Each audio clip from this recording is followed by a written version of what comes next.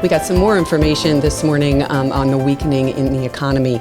It's Monday, July 1st, and we got on the first of the month, we typically get the ISM Manufacturing Report. This report has a level of below 50 or above 50. If it's below 50, it means the manufacturing sector is contracting.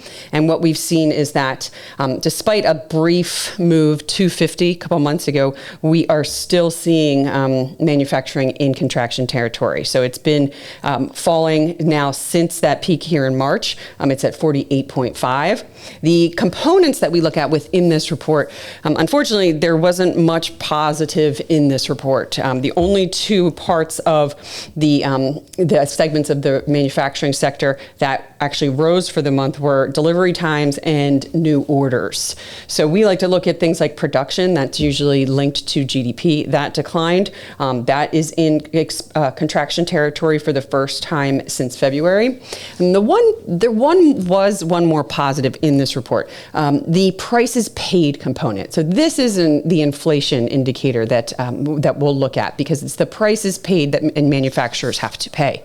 This has been elevated. It jumped all the way up to 57 last month, but it's now fallen back down to 52.1.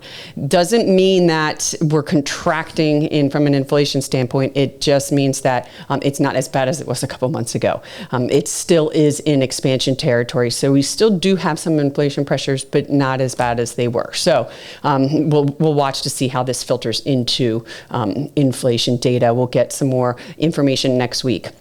That's all we have today. We'll be back this week. It's a short week because of the 4th of July holiday, but there is a lot of economic data, so we'll be back to get you some more. This is Megan Horniman, that you listen to Markets with Megan. If you have any questions or comments, please feel free to reach out to podcast@burdens.com. Thank you.